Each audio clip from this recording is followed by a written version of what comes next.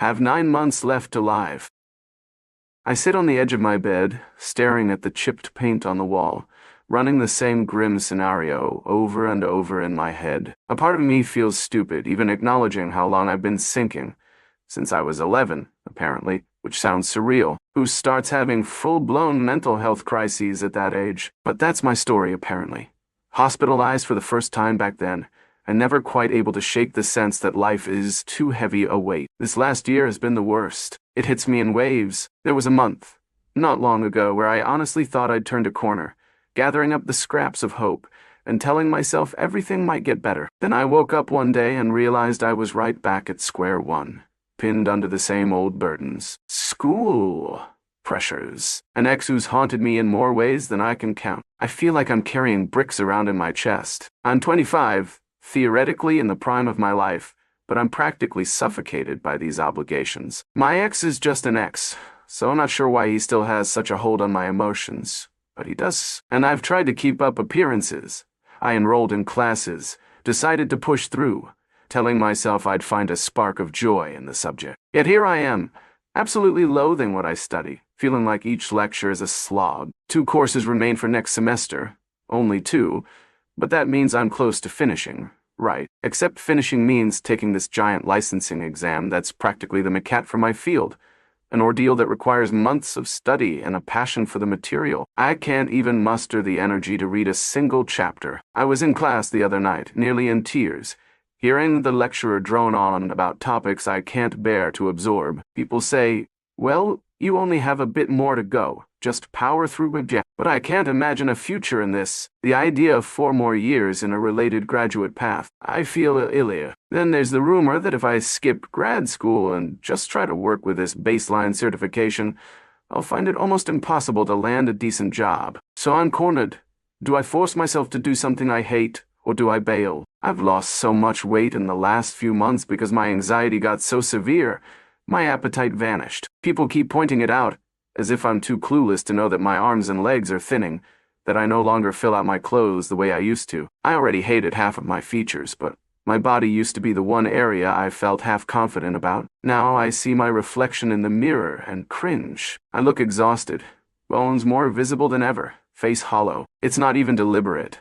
My stress physically stops me from eating. Meanwhile, coworkers, friends, and even random acquaintances keep telling me how skinny I look, how worried they are. Hearing it repeated every day only makes me feel uglier. They think they're helping by remarking on it, but it's basically a constant reminder that I'm losing control. Then there's the relationship angle. Sometimes I feel like if I had a stable partnership, maybe some of my fears would ease. But in the last year, every person I tried to date turned out to just want a casual fling or a friend with benefits scenario. It's not that I mind casual fun in theory, but I can't help longing for something deeper. The repeated rejections or half-hearted entanglements make me question whether I'm somehow inherently unlovable. I replay it over and over. Am I that hideous, that uninteresting? I rarely get compliments about my smile. I don't think I've ever heard someone say they love my grin. And I'm paranoid it's because my face contorts in a weird, unattractive way. Rationally, I know no one's perfect, but I fixate on small details. The shape of my cheeks, the way my mouth curves. It's silly, but it tears at me. I ask myself, who would want to spend forever with me, physically or emotionally, if they can't even appreciate how I look when I'm happy? That negative logic can spin me into hours of self-loathing. I get these bursts of fantasy. What if I just took off, hopped into a car, and drove cross-country, searching for a place that feels like home? But reality, I have no car, no money saved, and I'm shackled by obligations like school and a job that isn't giving me much stability. So that dream is a non-starter. Lately I've been thinking, maybe I'll let myself have 9 months, this random timeline, where I do whatever. Live as though it's my last stretch, savor small joys, or do something wild. Then, after that, I might end it. That's the grim logic I'm toying with, Rin. If I can't see a future, maybe I can, at least, have a final fling with life. But it's not set in stone. My mind vacillates, torn between a wish to find hope and a desire to shut it all off. I know some might label me dramatic, but it's my reality. I watch peers forging ahead, completing degrees they love, landing jobs or finding relationships that fulfill them. Meanwhile, I'm drowning in a major I hate, a job market that demands I either commit to more schooling or remain underqualified, and an emotional void where romance should be. The question hovers, is it worth the fight? And if I can't answer yes, wholeheartedly, maybe there's no point in. I catch myself daydreaming about a quiet fade out, like, I'll give it 9 months.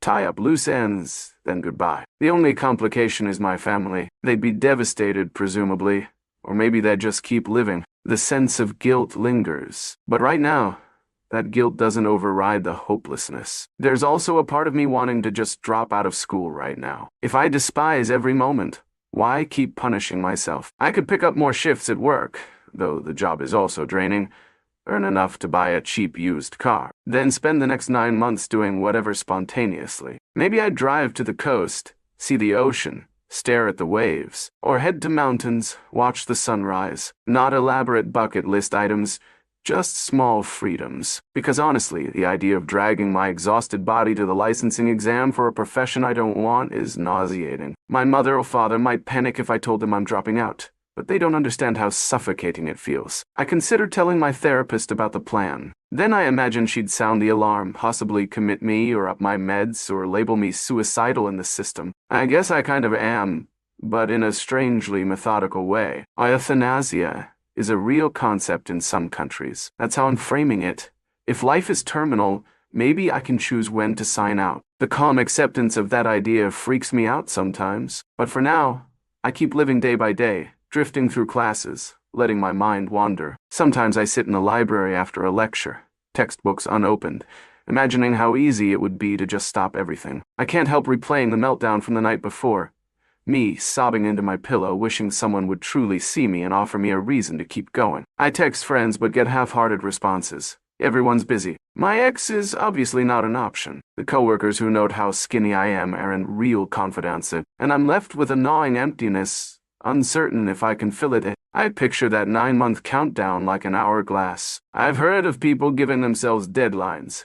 If I don't fix my life by X date, I'm out. Is that rational or just another expression of despair? Hard to say, but in my mind it provides a weird solace, a sense of a plan. Instead of passively letting depression consume me, I might have an exit strategy. Unless something changes drastically and I find a path I can commit to wholeheartedly, or a relationship that feels stable. That might shift my perspective, but I'm not banking on it. The truth is, I feel stuck, and the illusions of a better tomorrow ring hollow after so many failed attempts at positivity. So day after day, I slog on, wearing these baggy clothes to hide my newly gaunt figure. People keep pointing out how small I've gotten. I hate it. They act like they're concerned, but it only magnifies my sense of being physically unappealing. The attempt to regain weight is a losing battle because my anxiety kills my appetite. I suspect I'd need serious therapy or medication changes to address that. But that's more steps in a process I'm not sure I believe in. Meanwhile, my phone dings with messages from old flings wanting a hookup. I ignore them, or sometimes I respond just to see if maybe they want more. They never do. It's either, "Hey, want to chill tonight? I miss your body," or some other half-assed line. The heartbreak is continuous. No one sees me as a permanent partner. They see me as a passing thrill, a temporary solace. I can't keep doing that to myself. It breaks me more each time. My mother calls occasionally, asking about school progress, expecting I'll soon pass that licensing exam and land a stable career. My father, similarly, sometimes texts about opportunities in the field. None of them ask if I even want this. Maybe they assume I do. The idea of telling them I plan to drop out and plan a final cross-country spree before I end it all feels impossible. They'd be horrified or try to lock me up, so I say nothing. Plastering a half-hearted everything's okay, just stressed. Because that's how you function on a day-to-day basis when you're buried in despair but can't let on. It's exhausting. A double life.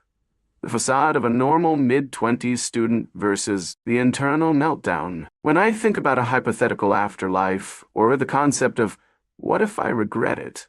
My mind draws a blank. I'm too fatigued to weigh those philosophical questions. Instead, I'm fixated on the next few months.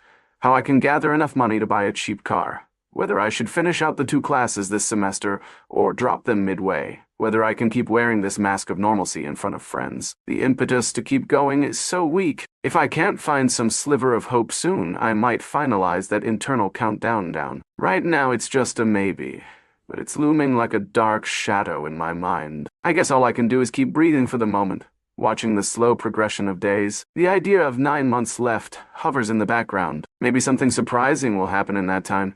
Maybe not. Maybe I'll muster some last shred of will to pivot my life again, choose a new career or location. But each passing day withers my optimism. For now, I remain in the peculiar numbness, waiting for either a reason to live or the final impetus to vanish. That's the raw truth I can't escape, no matter how many times I try to distract myself with Netflix or half-baked social gatherings. Nothing's changed, so the countdown lingers,